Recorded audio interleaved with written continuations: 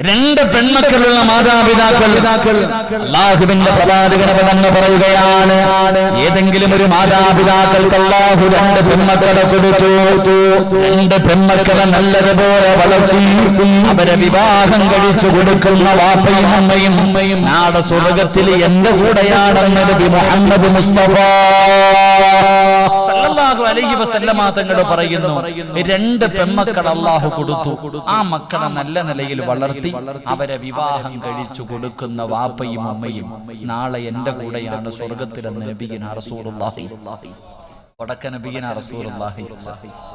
രണ്ട് പെൺമക്കളുള്ള ഏതെങ്കിലും വാപ്പായും ഉമ്മയും ഉണ്ടെങ്കിൽ ഒന്ന് കൈവക്കിക്കുക.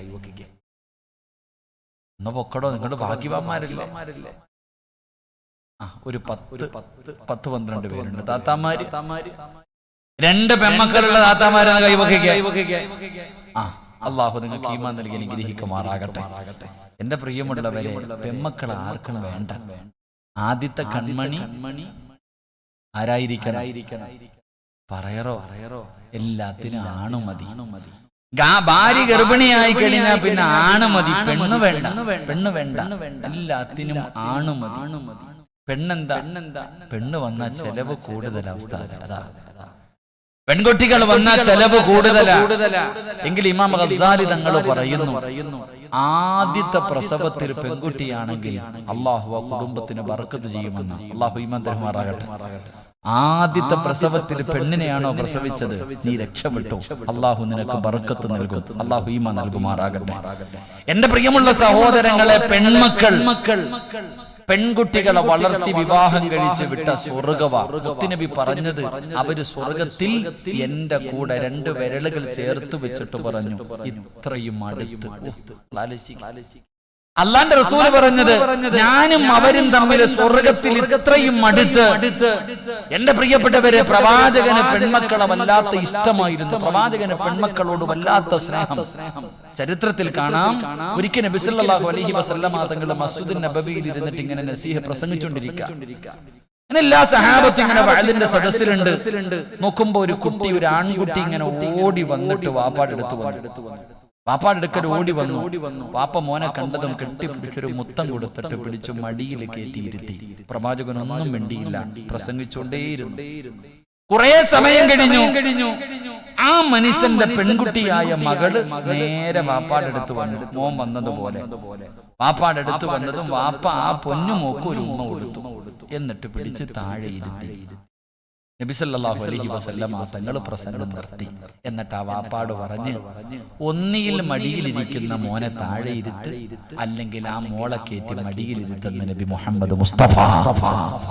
ആ പെൺകുട്ടിയോട് വാപ്പ വേർതിരിവ് കാണിച്ചപ്പോ മുത്തുനബിക്ക് സഹിച്ചില്ല. അപ്പൊ തന്നെ മുത്തുനബി പറഞ്ഞു, ആ മകളെ ഇന്നീ കയറ്റിയിരുത്ത്. എന്റെ പ്രിയമുള്ള സഹോദരങ്ങളെ, സഹോദരിമാരെ, അല്ലാഹുവിന്റെ റസൂലിനെ തന്റെ പെൺകുട്ടികളായ മക്കളോട് വലിയ സ്നേഹം. ചരിത്രം നോക്ക്. ഫാത്തിമ എന്ന് പറയുന്ന പൊന്നുമോളെ കണ്ട നെറ്റിയിൽ ഉമ്മ വെക്കും. അപ്പമാര് കേട്ടോണം, പ്രായപൂർത്തിയായ മക്കളെ പിടിച്ച് കവളിലല്ലോ നോക്കേണ്ടത്. റസൂലുള്ളാഹി സ്വല്ലല്ലാഹു അലൈഹി വസല്ലമ തങ്ങള് ഫാത്തിമ ബീബി റളിയല്ലാഹു തആല അൻഹയുടെ നെറ്റിത്തടത്തിൽ ഉമ്മ വെക്കും. രണ്ടുപേർക്ക് നെറ്റിത്തടത്തിലാ ഉമ്മ കൊടുക്കേണ്ടത്. അല്ലാഹു ഭാഗ്യം തരുമാറാകട്ടെ. ആർക്കൊക്കെ? രണ്ടുപേരുടെ നെറ്റിത്തടത്തിൽ ഉമ്മ കൊടുക്കേണ്ടത്. ആരുടേക്കെന്നറിയോ? പറമനുഷ്യന്മാരെ, പെണ്ണുപിള്ളയുടെ, ഭാര്യയുടെ അല്ല.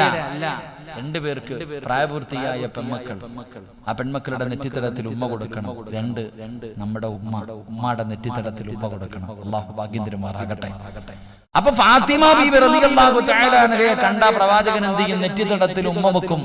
ഫാത്തിമ എന്ന് പറയുന്ന മകള് വീട്ടിൽ കയറി വരുമ്പോ റസൂലുള്ളാഹി തങ്ങൾ എഴുന്നേറ്റ് നിൽക്കുമായിരുന്നു. ചരിത്രം പറയാം, പെൺമക്കള് കയറി വന്നാൽ പ്രവാചകൻ എഴുന്നേറ്റ് നിൽക്കുമായിരുന്നു. കാരണം പെണ്ണിന്റെ കാൽ ചുവട്ടിൽ ആ സ്വർഗം കിടക്കുന്നത്. നിങ്ങൾ പഠിക്കണം. നമ്മൾ ചിന്തിക്കുക, ആണുങ്ങളുടെ കാലിന്റെ ഒട്ടിൽ സ്വർഗം കിടപ്പുണ്ടോ? ഇല്ല. ആരുടെ കാൽ ചുവട്ടിൽ? പെണ്ണിന്റെ കാൽ ചുവട്ടിൽ. എന്റെ പ്രിയപ്പെട്ടവരെ, പ്രവാചകൻ തന്റെ പെൺമക്കളെ വല്ലാത്ത സ്നേഹം.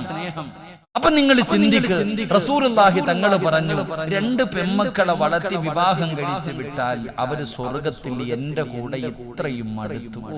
ഹജ്ജ് ചെയ്തവന് ഞാനും ഇങ്ങനെയെന്നല്ല പറഞ്ഞ്, ഉംറ ചെയ്തവന് ഞാനും, പള്ളി കെട്ടിക്കൊടുത്തവന് ഞാനും, നിസ്കരിക്കുന്നവന് ഞാനും, നോമ്പ് പിടിക്കുന്നവന് ഞാനും നാളെ സ്വർഗത്തിൽ ഇങ്ങനെയാണെന്ന് മുത്തുനബി പറഞ്ഞില്ല. പക്ഷേ 2 പെൺമക്കളെ വളർത്തി വിവാഹം കഴിക്കുന്ന വാപ്പമ്മ അള്ളാഹു സ്വർഗമാ ഓഫർ ചെയ്തത്. അപ്പം നമ്മൾ മനസ്സിലാക്കേണ്ടത് 2 പെൺമക്കളെ 18 വയസ്സ് വരെ എത്തിച്ച് അവരെ ഏതെങ്കിലും ഒരുത്തന്റെ കയ്യിൽ പിടിച്ചു കൊടുക്കുക എന്ന് പറയുന്നത് അത്ര എളുപ്പമുള്ള കാര്യമല്ല. എന്നൊരു ജിഹാദാ. 2 പെൺമക്കളെ 18 വയസ്സ് വരെ എത്തിക്കണമെങ്കിൽ ആ വാപ്പായും ഉമ്മായി എത്ര കഷ്ടപ്പെടണം. കാരണം ഇന്നത്തെ കാലഘട്ടം അത്രയ്ക്കും വളരെ മോശമായ കാലഘട്ടം. നിങ്ങൾ ചിന്തിക്ക്, ഇന്ന് കെട്ടിച്ചു കൊടുക്കാൻ തന്നെ വാപ്പായ്ക്ക് യോഗം ഉണ്ടാവില്ല. പണ്ട് നിങ്ങളെ കാലിച്ച് നോക്കി, ഈ ഇരിക്കണ താത്താമാരെ കാലിച്ച് നോക്കി, നിങ്ങളൊക്കെ ഒരു ദിവസം സ്കൂള് വിട്ട് വീട്ടിൽ കയറി ചെന്നപ്പോ വാപ്പ പറഞ്ഞു, ആമിന കല്യാണം ഉറപ്പിച്ചതുകൊണ്ട് ആ ഇരിക്കുന്നതാ പയ്യൻ, ഇങ്ങനെ കാണിച്ചു കൊടുക്കും. പണ്ട് പെമ്മക്കളുടെ വീട്ടിൽ ചെല്ലുമ്പോ വാപ്പ എന്താ പറയണേ? കല്യാണം ഉറപ്പിച്ചിട്ടോളെ പഠിത്തമൊക്കെ നിർത്തിക്കോ, കല്യാണം ഉറപ്പിച്ചതുകൊണ്ടായിരിക്കുന്ന ആ പയ്യൻ. അള്ളാണ് ഒരൊറ്റ കരച്ചല, പെണ്ണുങ്ങൾ ഒരൊറ്റ നിലവിളി, കഴിഞ്ഞു എല്ലാം. പിന്നെ കല്യാണവും കഴിഞ്ഞ് മക്കളുമായി സുഖിച്ച് ജീവിക്കുന്നു. ഇന്ന് 17ഉം 18ഉം വയസ്സുള്ള മകള് വീട്ടിൽ കയറി ചെന്നിട്ട് വാപ്പാനോട് പറയും, വാപ്പ ഞാൻ ഒരുത്തനെ നോക്കി വെച്ചിട്ടുണ്ട്, നിങ്ങൾ നോക്കാനൊന്നും പോണ്ട, ഞാൻ തന്നെ അടീക്കോട് ഒരുത്തനെ സെറ്റപ്പ് ആക്കി വെച്ചിട്ടുണ്ട്, എനിക്ക് അവനെ വിവാഹം കഴിച്ചു തരണം. പാപ്പ ചോദിക്കും, മോളെ അവൻ നമ്മുടെ ജാതി അല്ലല്ലോ, ഞാൻ സമ്മതിക്കൂലല്ലോ, ഞാൻ പോകും പാപ്പ, നിങ്ങൾ കെട്ടിച്ചേർന്നില്ലെങ്കിൽ ഞാൻ ഇറങ്ങി പൊള്ളാണ പോവേ. കോടതി ഞാൻ പറയും, എനിക്ക് അവനെ മതി, എനിക്ക് സ്വന്തമായി തീരുമാനം എടുക്കാൻ 18ആയി, ഞാൻ പോകും. ഇതാ ഇന്നത്തെ കാലഘട്ടം. കെട്ടിച്ചു കൊടുക്കാൻ പാപ്പമാർക്ക് യോഗ ഇല്ലാത്ത കാലമാണ്. അള്ളാഹു ഈമാൻ തരുമാറാകട്ടെ. അപ്പൊ ഞാൻ പറഞ്ഞത് 2 പെൺമക്കളെ വളർത്തി കെട്ടിച്ചു കൊടുത്താൽ സ്വർഗം കിട്ടുന്നല്ല, എങ്ങനെ വളർത്തണം അവിടെയാ വിഷയം. എങ്ങനെയാണ് പെൺമക്കളെ വളർത്തേണ്ടത്? ആ മക്കളെ വളർത്തുന്നത് പോലെയല്ല. അല്ലാഹുവിന്റെ പ്രവാചകനെന്ന് പറയുകയാണ്, നിങ്ങൾ നിങ്ങളുടെ മക്കളെ വളർത്തേണ്ടത് എങ്ങനെയാണ്? ആൺമക്കളെ പോലെയല്ല, പെൺമക്കളെ വളർത്തുമ്പോൾ നിങ്ങൾ സൂക്ഷിക്കേണ്ട ഒരുപാട് കാര്യമുണ്ട്. ആൺകുട്ടികളെ വളർത്തുന്നത് പോലെയല്ല പെൺകുട്ടികളെ വളർത്തേണ്ടത്. പെൺകുട്ടികളെ വളർത്തേണ്ട രീതിയിൽ വളർത്തണം. കാരണം ഒരു പെണ്ണ് നന്നായ ലോകം നന്നാകും. ഒരു പെണ്ണ് നന്നായ ലോകം നന്നാവും. അല്ലാഹുവിന്റെ വിശുദ്ധമായ ഖുർആൻ എടുത്ത് നോക്ക്. വൽബലദു തയ്യിബു യഖ്റുജു നബാതുഹു ബിഇذن റബ്ബി. അല്ലാഹുവിന്റെ വിശുദ്ധമായ ഖുർആൻ അവിടെ നിന്ന് പറയുന്നു, നല്ല കൃഷിയിടത്തിൽ വിത്തിറക്കിയാലേ നല്ല വിളവ് കിട്ടൂ. ഖുർആൻ പറഞ്ഞ പ്രയോഗം അങ്ങനെയാണ്. അല്ലാഹു പറയുകയാ, നല്ല പറമ്പിൽ വിത്തിറക്കിയാലേ, നല്ല കൃഷി ഇറക്കിയാലേ നല്ല വിത്ത് കിട്ടൂ, വിളവ് കിട്ടൂ. അല്ലാഹുവിന്റെ ഖുർആൻ പറഞ്ഞു, നിസാഉക്കും ഹർസുൽ ലക്കും ഫഅതു ഹർസക്കും. നിന്റെ ഭാര്യമാര് നിന്റെ കൃഷിയിടമാ. അല്ലാഹുവിന്റെ ഖുർആൻ പറയാ, ഭാര്യ ഭർത്താവിന്റെ കൃഷിയിടമാ. പച്ച മലയാളത്തിൽ പറഞ്ഞ, അല്ലാഹുവിനെ പേടിച്ച് ജീവിക്കുന്ന ഒരു പെണ്ണിന്റെ വയറ്റിലെ നല്ല മക്കൾ ജനിക്കാറുള്ളൂ. അതാ ഖുർആൻ പറഞ്ഞേ. അല്ലാഹുവിനെ പേടിച്ച് നടക്കുന്ന ഒരു പെണ്ണിന്റെ മടിത്തട്ടിലെ നല്ല മക്കള് ജനിക്കത്തുള്ളൂ. അപ്പൊ ഒരു പെണ്ണ് നന്നായ അവളുടെ മക്കള് നന്നാകും, അവളുടെ ഭർത്താവ് നന്നാകും. ഒരു പെണ്ണ് വിചാരിച്ചാൽ ഏത് വൃത്തികെട്ട ഭർത്താവിനെയും നന്നാക്കാൻ പറ്റും. ചരിത്രം അതാ പഠിപ്പിക്കുന്നു. ഒരിക്കലും നന്നാകില്ല എന്ന് കരുതിയ എത്രയോ ഭർത്താക്കന്മാരെ ഭാര്യമാര് നന്നാക്കിയ ചരിത്രമുണ്ട്. പിന്നെ നിന്റെ ഭർത്താവ് നന്നാകാത്തത് നീ നേരെയാക്കാത്തത് കൊണ്ടാണ്. പെണ്ണുങ്ങൾക്ക് സമയമില്ല റിസ്ക് എടുക്കാൻ. ഭർത്താവിന്റെ കള്ളുകൂടി നിർത്തണമെന്നൊരു ഭാര്യ വിചാരിച്ചാൽ പറ്റും. ഭർത്താവിന്റെ ഫോൺ വിളിയും മോശമായ ജീവിതവും നിർത്തണമെന്നൊരു പെണ്ണ് വിചാരിച്ചാൽ പറ്റും. പക്ഷെ ഇവര് വിചാരിക്കത്തില്ല, അവർക്ക് വേണ്ട, ഇവര് വിട്ടേക്കല്ല, അഴിച്ചുവിട്ടിരിക്കാം. അപ്പൊ ഒരു പെണ്ണ് നന്നായ മക്കള് നന്നാകും, ഭർത്താവ് നന്നാകും, വീട് നന്നാകും, കുടുംബം നന്നാകും, നാട് നന്നാകും, രാജ്യം നന്നാകും, ലോകം നന്നാകും. ഒരു പെണ്ണ് നന്നായ, ഒരു പെണ്ണ് പിഴച്ചാലോ അള്ളാഹു കാത്തുരക്ഷിക്കുമാറാകട്ടെ. അതുകൊണ്ടാ അള്ളാഹ് പറഞ്ഞത്, അതുകൊണ്ടാ മുത്തുനബി പറഞ്ഞത്, വളർത്തേണ്ടത് പോലെ വളർത്തുക. ഒരു വാപ്പാടെയും ഉമ്മായുടെയും ജോലിയാ മക്കളെ നല്ല നിലയിൽ വളർത്തുക. പള്ളിയിലെ ഉസ്താദിന്റെ ജോലിയല്ല. മദ്രസയെ പഠിപ്പിക്കണ ഉസ്താദല്ല നിന്റെ മക്കളെ നന്നാക്കേണ്ടത്. ആദ്യം നീ നന്നാക്ക് നിന്റെ മക്കളെ. അല്ലാഹ് ആര്, മുത്തുനബി ആര്, ദീൻ എന്ത്, നിന്റെ മക്കൾക്ക് പഠിപ്പിച്ചു കൊടുക്കേണ്ട ബാധ്യത മാതാപിതാക്കൾക്കുള്ളതാണ്. അത് മാതാപിതാക്കളുടെ ജോലിയാ. പിന്നെ ഉസ്താദന്മാര്, ആദ്യത്തെ ഉസ്താദ് നിങ്ങളാ. അതുകൊണ്ട് എന്റെ പ്രിയപ്പെട്ടവരോട് പറയുന്നു, നിന്റെ പെൺമക്കളെ നീ നല്ലതുപോലെ വളർത്ത്, അവരെ അദബ് പഠിപ്പിച്ചു കൊടുക്ക്, അവർക്ക് നീ ലജ്ജ പറഞ്ഞു കൊടുക്ക്. ലജ്ജ എന്താണ്? ആകെ അങ്ങനെയാണ് പെൺമക്കളെ വളർത്തേണ്ടത്. പക്ഷേ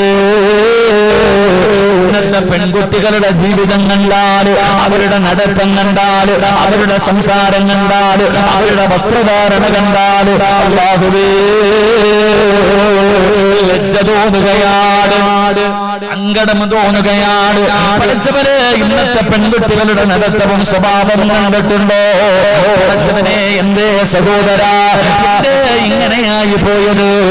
ആകെ പഠിച്ചവനെ, ഇന്നത്തെ കാലഘട്ടത്തിലെ പെണ്ണുങ്ങളുണ്ടല്ലോ, എന്തൊക്കെ ഉസ്താദന്മാരെ കണ്ടാ തലമറയ്ക്കുമായിരുന്നു. ഉസ്താദിനെ കണ്ടാ തലയിൽ കിടക്കുന്ന ഷാളെടുത്ത് താഴെയിടുന്ന കാലവോ. പഠിച്ചവനെ, തലമറയ്ക്കാനെന്ന് പലർക്കും മടിയാണ്. മുടിയെല്ലാം അടിച്ചിട്ട് കൊണ്ടിങ്ങനെ അതാ അടിച്ചു പൊളിച്ച് നടക്കുകയാണ്. എന്റെ പ്രിയപ്പെട്ട പെങ്ങള്, അതിന്റെ സദസ്സിൽ വന്നിരുന്നിട്ട് പോലെ തലമറയ്ക്കാൻ പഠിക്കുന്ന, തലമറയ്ക്കാൻ മടി കാണിക്കുന്ന, മുടി വെളിയിലിട്ടിരിക്കുന്ന പെണ്ണ്, കള്ളകരങ്ങ ശിക്ഷ എന്തെന്നറിയോ? പടച്ചറപ്പിന്റെ കോടതിയിലോ നരകത്തിലെ ഒരു തൊപ്പി നിന്റെ തലയിലേക്ക് വെക്കുകയാണ്. നിന്റെ തലയിലേക്ക് നാളെ ഒരു നരകത്തിന്റെ തീയുടെ തൊപ്പിയല്ലാതെ മലക്കുകളെ പടന്ന് വെച്ചു തരികയാണ്. തലച്ചോറിങ്ങനെ ഉരുകുകയാണ്. നിന്റെ തലയോട്ടി മുഴുവനും പടച്ചവരെ വിളിച്ചിറങ്ങുകയാ. അവര് ചെയ്ത പാപം കല്ലുപിടിച്ചത് കൊണ്ടല്ല, വ്യഭിചരിച്ചത് കൊണ്ടല്ല, പലിശ തിന്നത് കൊണ്ടല്ല, നിസ്കരിക്കാത്തത് കൊണ്ടല്ല, തലമറയ്ക്കാത്ത പെണ്ണ് നിനക്കല്ല നാളെ തരുന്ന ശിക്ഷയാ. അതുകൊണ്ട് എന്റെ പ്രിയപ്പെട്ട പെങ്ങളോട് പറയുകയാ, പെങ്ങള് തലമറയ്ക്കാൻ പഠിപ്പിക്ക്. എന്റെ മക്കൾക്ക് ചരിത്രം പറഞ്ഞു കൊടുക്ക്, പരിശുദ്ധമായ ദീനിന്റെ നിയമങ്ങളെ പഠിപ്പിച്ചു കൊടുക്ക്. മക്കൾക്ക് പറഞ്ഞു കൊടുക്കണം. ഒരു തലമുടി വെളിയിൽ കണ്ട നാളെ നീ അള്ളാന്റെ മുന്നിൽ എന്ത് പറയും? രക്ഷപ്പെടുമോ? ഒരു തലമുടി കണ്ടാൽ നരകത്തിന്റെ തൊപ്പി അള്ളാഹു നിന്റെ തലയിൽ വെച്ചു തരുമെന്ന് ആദരവായ പ്രവാചകൻ നബി മുഹമ്മദ് മുസ്തഫ. ആദരവായ പ്രവാചകൻ നബി മുഹമ്മദ് മുസ്തഫ. എന്റെ പ്രിയപ്പെട്ടവർ, ഇസ്ലാമിന്റെ നിയമം എന്താ? നിങ്ങൾ എന്താ പഠിക്കാത്തത്? ഇസ്ലാമിന്റെ നിയമം, അള്ളാഹുവിന്റെ ഗുണവും രക്ഷയും നിന്റെ മേലുണ്ടാകട്ടെ. ഇത് അസ്സലാമു അലൈക്കും വറഹ്മത്തുള്ളാഹി തആല വബറകാതുഹു. ഇതിന്റെ അർത്ഥം സലാം പറയൽ ഒരു ദുആയ. എന്നാൽ ഒരു അന്യ പെണ്ണ് ആണിനോട് സലാം പറയാൻ പാടില്ല. ഒരു അന്യ പെണ്ണ് ഒരു അന്യ പുരുഷനോട് സലാം പറയാൻ പാടില്ല. എന്തിന്? മയ്യത്ത് പോലും കാണാൻ പാടില്ല. ഇതാ ഇസ്ലാമിന്റെ നിയമം. ഇസ്ലാമിന്റെ നിയമം എന്ത്? മരിച്ച മയ്യത്ത് പോലും കാണരുത്. ഇതാ ഇസ്ലാമിന്റെ നിയമം. എന്റെ പ്രിയപ്പെട്ട സഹോദരങ്ങളെ, പിന്നല്ലേ ബാക്കിയുള്ള കാര്യങ്ങൾ? പിന്നെയല്ലേ ബാക്കിയുള്ള കാര്യങ്ങൾ? ഇങ്ങനെ അടിച്ചിട്ട് കൊണ്ട് നടക്കല്ലേ, സിമ്പിളായിട്ട് നിസ്സാരമായിട്ട്.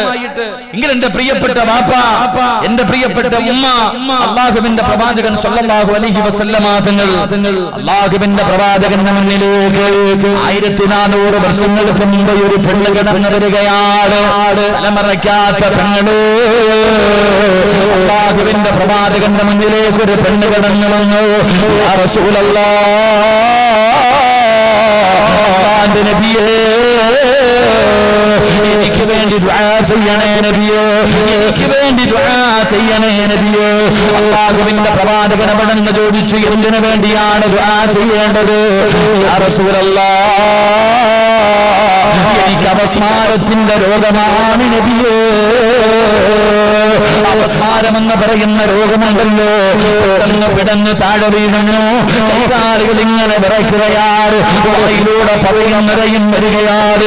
പഠിച്ചവനെ, വല്ലാത്ത വേദനയുള്ള രോഗമാണ് അപസ്മാരത്തിന്റെ രോഗം. യാ റസൂലല്ലാഹ്, ആ രോഗം എനിക്ക് വരുന്നുണ്ട് നബിയോ, വല്ലാത്ത വേദനയാ നബിയോ, എനിക്ക് താങ്ങാൻ കഴിയുന്നില്ല നബിയോ, എനിക്ക് വേണ്ടിയൊന്ന് ദുആ ചെയ്യുമോ? എന്റെ രോഗമൊന്ന് മാറാൻ ദുആ ചെയ്യുമോ? അല്ലാഹുവിന്റെ പ്രവാചകനോട് പെണ്ണ് പറയുമ്പോ റസൂലുള്ളാഹി പറയുന്ന പെണ്ണ്, അല്ലാഹുവിനോട് ദുആ ചെയ്താൽ നിന്റെ രോഗം മാറും, നിന്റെ രോഗം മാറും. പക്ഷേ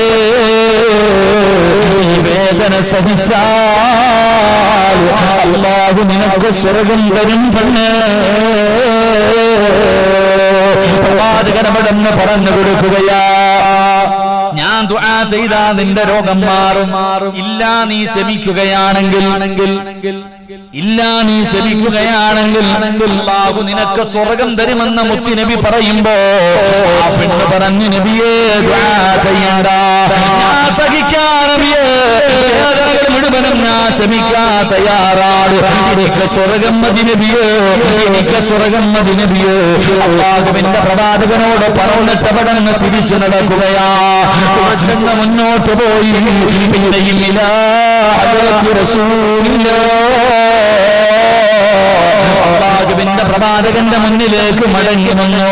എനിക്ക് വേണ്ടി ദുആ ചെയ്യണേ നബിയേ, രോഗം മാറാനല്ല,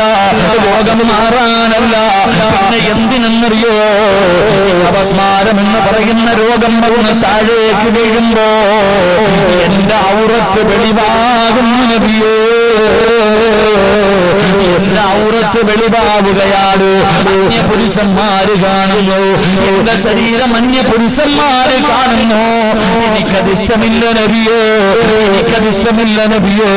അതുകൊണ്ട് ഞാൻ രോഗം പിടിച്ചു വീഴുമ്പോ എന്റെ ഔറത്ത് വെളിവാകാതിരിക്കാൻ അല്ലാഹുവിനോടൊന്ന് ദുആ ചെയ്യുമോ നബിയേ? രോഗം പിടിച്ച് ബോധമില്ലാതെ കിടക്കുന്ന സമയത്ത് പോലും ഒരിക്കലും എന്റെ ശരീരം കാണാൻ പാടില്ല, അത് ഞാൻ ഇഷ്ടപ്പെടുന്നില്ല എന്ന് മുത്തുനബിയോട് ദുആ ചെയ്യാൻ പറയുമ്പോ നിങ്ങൾ അങ്ങനെയാണ്. അതുകൊണ്ട് എന്റെ മാതാപിതാക്കളോട് പറയുകയാ, പാപ്പാ നിന്നോട് പ്രത്യേകിച്ച് പറയുകയാ, മക്കള് ചോദിക്കുന്ന വസ്ത്രം വാങ്ങിക്കൊടുക്കുന്നവര്, ചോദിക്കുന്നതെല്ലാം വാങ്ങിക്കൊടുക്കുന്നവര്, അല്ലാഹുവിന്റെ റസൂൽ അവിടെന്ന് പറയുകയാ, അല്ലാഹുവിന്റെ റസൂൽ പറഞ്ഞു,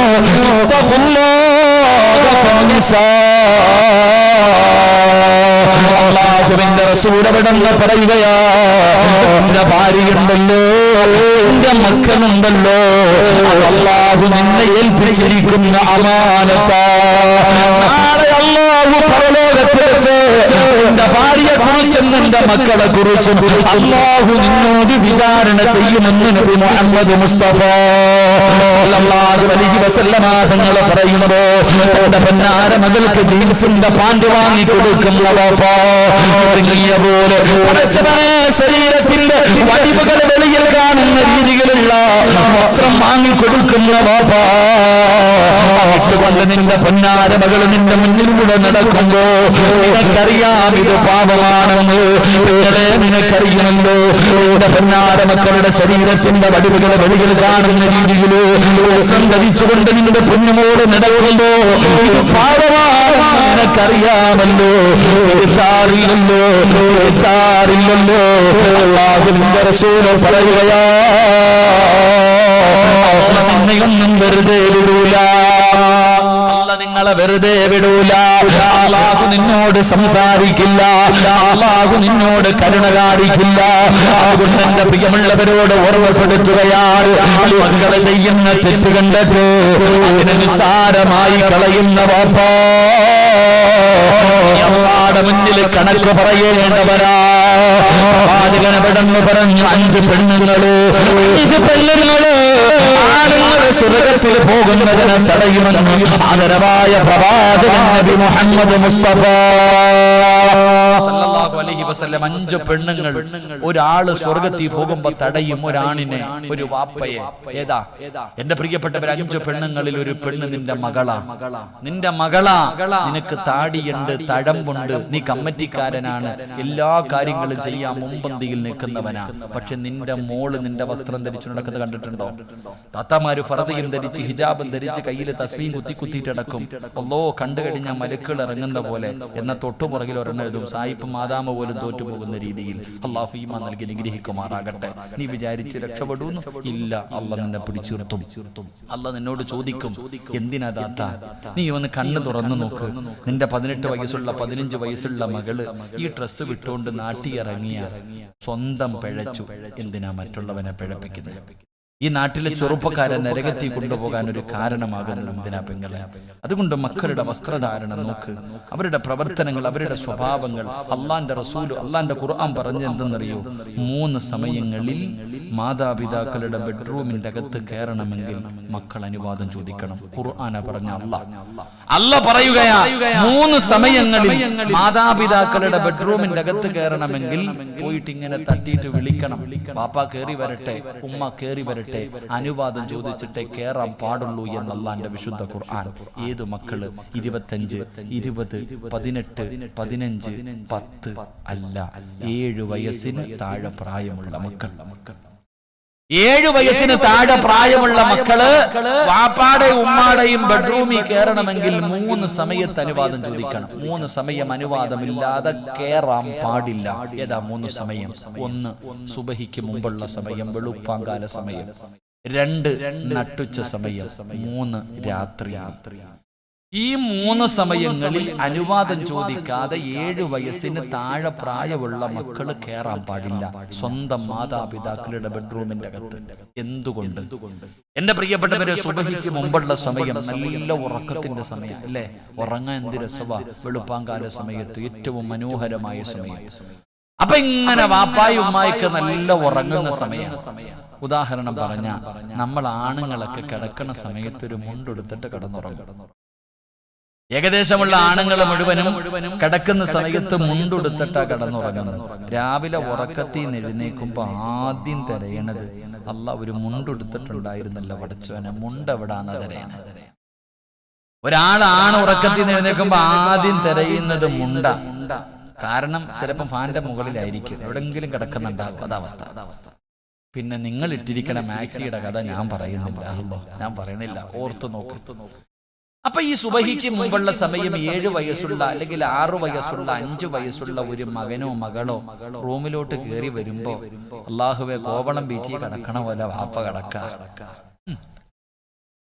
അല്ലെങ്കിൽ ഉമ്മയുടെ കടത്ത് അങ്ങനെയാ. അപ്പൊ ഈ മക്കൾ ഇത് കണ്ടാൽ ഒന്നും തോന്നില്ല. പ്രായപൂർത്തിയാകാത്ത മക്കള് മാതാപിതാക്കളുടെ ഔറത്ത് കണ്ടെന്ന് പറഞ്ഞിട്ട് മക്കൾക്കൊന്നും തോന്നാറില്ല. എന്നിട്ടും അള്ളാഹു പറഞ്ഞു കാണരുത്. അതാ ഖുർആൻ. അതാ മക്കളെ വളർത്തേണ്ടത് എങ്ങനെയാണെന്ന് പഠിക്ക്. മാതാപിതാക്കളുടെ ഔറത്ത് 7 വയസ്സിന് താഴെ പ്രായമുള്ള മക്കള് കണ്ടാ ഒന്നും തോന്നാറില്ല. എന്നിട്ടും അള്ളാഹു പറഞ്ഞു കാണരുത്. കണ്ടാൽ അവര് വളർന്നു വരുമ്പോൾ അതവരുടെ ജീവിതത്തിൽ ബാധിക്കാൻ സാധ്യതയുണ്ട്. അത്രയും സൂക്ഷ്മത പാലിക്കണമെന്ന ഖുർആൻ പറഞ്ഞത്. എന്നാ ഇന്ന് വീട്ടിൽ ചെന്നാൽ 35 വയസ്സുള്ള വാപ്പ, 10-25 വയസ്സുള്ള അല്ലെങ്കിൽ 10-30 വയസ്സിന് താഴെ പ്രായമുള്ള ഉമ്മ, ഇവിടെ 15 വയസ്സുകാരൻ, ഇവിടെ 13 വയസ്സുകാരി ഇരുന്നിട്ട് അരപ്പാവാടയിട്ട് ആടുന്ന ഇംഗ്ലീഷ് പടം വരെ കാണുന്ന കാലമാണ്. അല്ലാഹു ഈമാൻ തരുമാറാകട്ടെ. അതാ കുടുംബം, അതാ പെങ്ങളെ കുടുംബം. അങ്ങനെ ആവണം കുടുംബം. നാണോ ഇല്ല, മാനോ ഇല്ല, ഇരുന്ന് കാണുക. വാ, കെട്ടിപ്പിടിച്ചിട്ട്. ഇപ്പത്തെ ഏത് സിനിമയിലും കിസ്സില്ലാത്ത സിനിമയില്ലല്ലോ. കെട്ടിപ്പിടിച്ചിട്ട് കൊടുക്ക. അല്ലാഹ് വാപ്പായും മക്കളും ഇരുന്ന് കാണാ. അല്ലാഹു അഅലം. എന്റെ പ്രിയപ്പെട്ട സഹോദരങ്ങളെ, പിന്നെ പരാതി, ഉസ്താദെ മക്കളുടെ മൊബൈൽ ആവശ്യമില്ലാത്ത വീഡിയോ കാണുന്നു, അത് കാണുന്നു, ഇത് കാണുന്നു. പിന്നെ പറഞ്ഞിട്ട് വല്ല കാര്യമുണ്ടോ? അതുകൊണ്ട് ഞാൻ പറയുന്നത്, മക്കളെ വളർത്തേണ്ട രീതിയിൽ വളർത്തും. വെറുതെ വളർത്തി ഇറച്ചിക്കോഴിയെ വളർത്തണ പോലെ വളർത്തിയിട്ട് കാര്യമൊന്നുമില്ല. വളർത്തേണ്ട രീതിയിൽ വളർത്തണം. അപ്പൊ നിങ്ങൾ പറയും, ഉസ്താദെ ഞങ്ങൾ പറഞ്ഞിട്ട് ഞങ്ങളുടെ മക്കള് കേൾക്കണില്ലല്ലോ. എടാ, ഈ വയതിന്റെ സദസ്സിൽ വന്നിട്ട് തലമറക്കടില്ല പെണ്ണില്ല. പണ്ടത്തെ പെണ്ണുങ്ങൾ ഉസ്താദിനെ കണ്ടാ ഇങ്ങനെ എടുത്തിടും, ഇപ്പൊ ഉസ്താദിനെ കണ്ടാ ഇങ്ങനെ എടുത്തിടും. ഇതന്നെ അവസ്ഥ.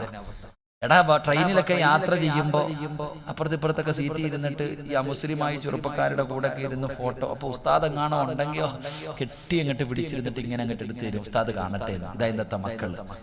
ഇത് തെറ്റാണെന്നറിയാത്ത ആരെങ്കിലും ഉണ്ടോ? എല്ലാവർക്കും അറിയാം. പാവവാ, തെറ്റാ അല്ലാഹ് ഇഷ്ടപ്പെടാത്ത കാര്യമാണ്, എല്ലാവർക്കും അറിയാം. എന്നിട്ടും എന്തേ നന്നാകാത്തെ? എല്ലാവരോടും ചോദ്യം, എന്തുകൊണ്ട് എന്റെ പ്രിയപ്പെട്ടവരെ എത്ര വലിയ നന്മ കേട്ടിട്ട് നമ്മൾ ആരും നന്നാകുന്നില്ല? അതിനൊരു കാരണം ഞാൻ പറഞ്ഞുതരാം. നന്നാകാത്ത എന്താ ചോദിക്കല്ലോ ഉസ്താദെ. 18 വയസ്സുള്ള എന്റെ മോളുടെ കാലി പിടിച്ചിട്ട് ഞാൻ കരഞ്ഞു പോകരുതെന്ന്, എന്നിട്ട് അവള് പോയി ഉസ്താദെ എന്റെ മോക്ക് എങ്ങനെ പറ്റി ഞാൻ പറഞ്ഞുതരാം. നിങ്ങൾ ഇത്രയും നാള് കൊണ്ട് വയൽ കേൾക്കുന്ന എല്ലാ വർഷവും ഇവിടെ വയലുണ്ടല്ലോ. എന്റെ ജീവിതത്തിൽ മാറ്റം വരുത്താത്തത് അതിന്റെ ഒരു കാരണം ഞാൻ പറയാം. നന്നാകാൻ പറ്റാത്തതിന്റെ ഒരു കാരണം ഇമാം റാസി തങ്ങൾ ഒരു ചരിത്രം പറയുന്നുണ്ട് തന്റെ തഫ്സീറിൽ. ഈ ചരിത്രം കേൾക്കുമ്പോൾ നിനക്ക് തിരിയും. ഈ ചരിത്രം കേൾക്കുമ്പോ ഉസ്താദന്മാര് പറയണ്ട, പടിപടിയായിട്ട് മുടി വെട്ടിയാൽ അള്ളാന്റെ മലക്കുകൾ ശപിക്കും. പിന്നെ മലക്ക് ശപിച്ച എവിടെ എനിക്കെന്താ വളർത്തിക്കൊണ്ടടക്കാം. എടാ, പടിപടിയായിട്ട് മുടി വെട്ടുന്നവനെ മലക്ക് ശപിക്കുമെന്ന ഇതറിയാത്ത ഏതെങ്കിലും ചെറുപ്പക്കാരനുണ്ടോ? പറവയെ പോലെ വളർത്തിക്കൊണ്ടാ നടക്കണം. എന്നെ പ്രിയപ്പെട്ടവര്, എന്തുകൊണ്ടാണ് മക്കളെ ഇങ്ങനെ ആയിപ്പോയത്? ഈ ഒരൊറ്റ ചരിത്രം നീ മനസ്സിരുത്തി കേൾക്ക്. മഹാനായ ഇമാം റാസി തങ്ങൾ പറയുകയാ, 1400 വർഷങ്ങൾക്ക് മുമ്പ് മദീനയുടെ തെരുവിലൂടെ ഒരു പെണ്ണ് നിലവിളിച്ചു കൊണ്ടോടുകയാ. മഹാനായ ഇമാം റാസി തങ്ങൾ പറയുകയാണ്, കാനത്ത് ഇംറഅത്തുൻ തസൂഹു ഫീ സുഖത്തിൽ മദീന. മദീനയുടെ തെരുവിലൂടെ യുഗത്തിന്റെ നടുവിലൂടെ നടന്നു പോകുന്ന ഒരു ചെറുപ്പക്കാരിയായ പെണ്ണുണ്ടല്ലോ, അവളിങ്ങനെ നിലവിളിച്ചുകൊണ്ട് ഓടുകയാണ്. എന്താണ് വിളിച്ചു ചോദിക്കുന്നത്? മുഹമ്മദ്, അല്ലാഹുവിന്റെ പ്രവാചകൻ എവിടെയാണ്? എനിക്ക് മുത്തുനബി ഒന്ന് കാണിച്ചു തരുമോ? ആരെങ്കിലും അല്ലാഹുവിന്റെ റസൂലിനെ എനിക്കൊന്ന് കാണിച്ചു തരുമോ എന്ന് നിലവിളിച്ചുകൊണ്ട് മദീനയുടെ തെരുവിലൂടെ ഒരു പെണ്ണിങ്ങനെ ഓടി നടക്കുകയാണ്. സഹാബികൾ കാണിച്ചു കൊടുത്തു. പെണ്ണ് ആയിരിക്കുന്നതാണ് അല്ലാഹുവിന്റെ പ്രവാചകന്. അല്ലാഹുവിന്റെ പ്രവാചകനെ എവിടെ നിന്ന് കാണിച്ചു കൊടുക്കുമ്പോ ഈ പെണ്ണ് റസൂലുള്ളാഹിയുടെ മുന്നിലേക്ക് ഓടുകയാണ്. യാ റസൂലല്ലാഹ്,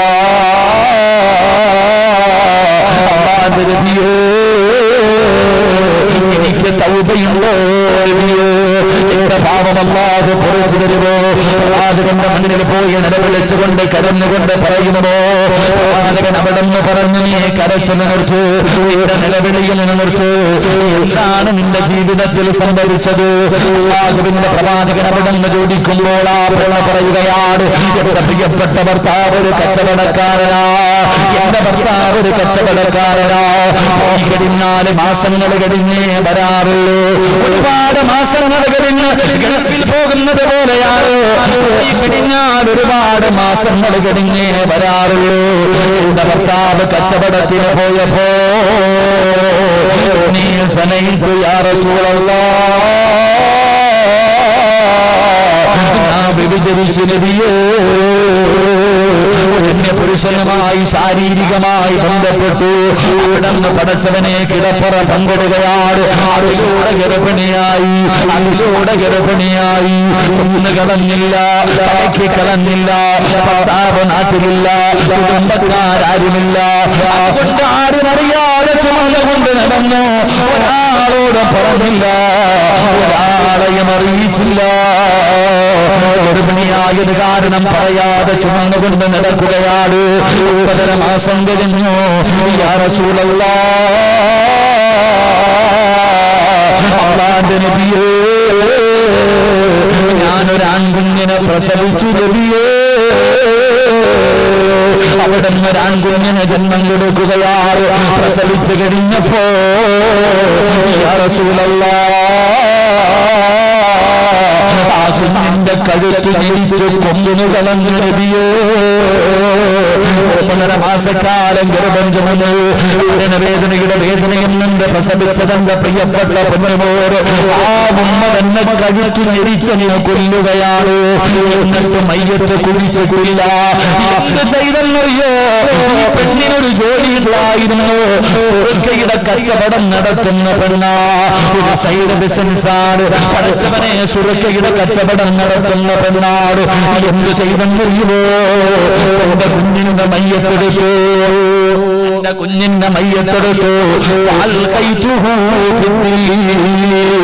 ഏറ്റവും കൂടുതൽ പവർ കൂടിയ സുർക്കയുടെ ഭരണിക്കകത്തിട്ട് അടച്ചെന്ന് വെക്കുകയാണ്. റോഡിലൊക്കെ നെല്ലിക്ക ഉപ്പിലിടാൻ വെക്കുന്നത് പോലെ, മാങ്ങ ഉപ്പിലിട്ട് വെക്കുന്നത് പോലെ സുർക്കയുടെ കുപ്പിക്കകത്ത് തന്നെ കുഞ്ഞിന്റെ മയ്യത്തെന്ന് വെച്ചടക്കുകയാണ്. അതിനകത്ത് കിടന്ന് അഴുകുകയാ. നിന്റെ ഇറച്ചി മുഴുവനും അതിനകത്ത് ഇങ്ങനെ അഴുകിയൊന്ന് ചേരുകയാണ്. നിന്റെ എല്ലുകളെ ദ്രവിക്കാൻ തുടങ്ങി. എല്ലാം അതിനകത്ത് എത്തിച്ചേർന്നു, എല്ലാം അതിനകത്ത് അലിഞ്ഞു ചേർന്നു കഴിഞ്ഞു. ഒരടയാളവും കാണാനില്ല. ആ സമയത്ത്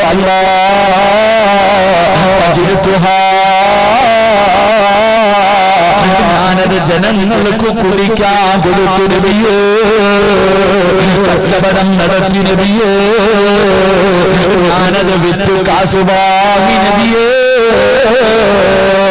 റസൂലുള്ള കരയുകയാ. കണ്ടനങ്ങളെ നിറഞ്ഞ താടിരോണത്തിലൂടെ കണ്ണുനീരിങ്ങനെ ഒഴുകുകയാണ്. കൈകാലികൾ നിറയ്ക്കുകയാണ്.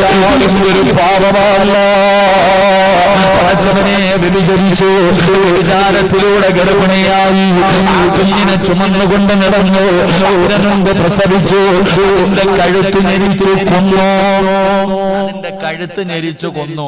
എന്നിട്ട് ഏറ്റവും കൂടുതൽ പവർ കൂടിയ ഒരു സുറുക്കയുടെ ഭരണിക്കകത്തിട്ട് അടച്ചു വെച്ചു. അതിനകത്ത് കടന്ന് അഴുകി എല്ലാം അതിനകത്ത് അലിഞ്ഞ് ചേർന്നു. ജ്യൂസ് അടിക്കണ പോലെ ആയി. അല്ലാഹുവേ, ആ സമയത്ത് ജനങ്ങൾക്ക് കുടിക്കാൻ കൊടുത്തിട്ട് കാശ് വാങ്ങി ഈ പെണ്ണ്. അള്ളാന്റെ റസൂല് കരയ, പടച്ചവനെ, ഒരു പെണ്ണിന് ഇങ്ങനെ ആകാൻ പറ്റുമോ? ഒരു പെണ്ണിന് ഇങ്ങനെ ആകാൻ പറ്റുമോ? എന്തേ കാരണം? റസൂലുള്ളാഹി സ്വല്ലല്ലാഹു അലൈഹി വസല്ലമ തങ്ങള് ആ പെണ്ണിനോട് പറഞ്ഞത്, നീ ഇങ്ങനെയാകാനുള്ള കാരണം എനിക്ക് തോന്നുന്നത് ഫഇന്നി അറാ അന്നകി തറക്തി സ്വലാത്തൽ അസ്രി. ഒരൊറ്റ ചോദ്യമേ ചോദിച്ചുള്ളൂ. ഉമ്മാ, കണ്ടവന്റെ കൂടെ ഓടിപ്പോയ നിന്റെ മോള് അസർ നമസ്കരിക്കാറുണ്ടായിരുന്നു. ഞാൻ ചോദിക്കാം, നീ പറഞ്ഞിട്ട് അനുസരിക്കുന്നില്ല എന്ന് പറയുന്ന നിന്റെ മക്കൾ സ്കൂള് വിട്ട് വന്ന ഉടനെ കുളിപ്പിച്ച് ചോറും കൊടുത്ത് മദ്രസയിൽ പറഞ്ഞു വിടും, അല്ലെങ്കിൽ ട്യൂഷന് പറഞ്ഞു വിടും. നീ അസർ നമസ്കരിപ്പിക്കാറുണ്ടായിരുന്നു നിന്റെ മക്കളെ. മുത്തുനബി ആ പെണ്ണിനോട് ചോദിച്ചത്, നീ അസർ നിസ്കരിക്കാറില്ല ഇല്ലേ? അസർ നമസ്കരിക്കാത്തവരുടെ ഹൃദയം കഠിനമായി പോകും, പിന്നെ ഒരു നന്മയും കേറൂല. അള്ളാഹു കാത്തിരക്ഷിക്കുമാറാകട്ടെ. ഉറക്കപ്പുറം അള്ളാഹു കാത്തിരക്ഷിക്കുമാറാകട്ടെ.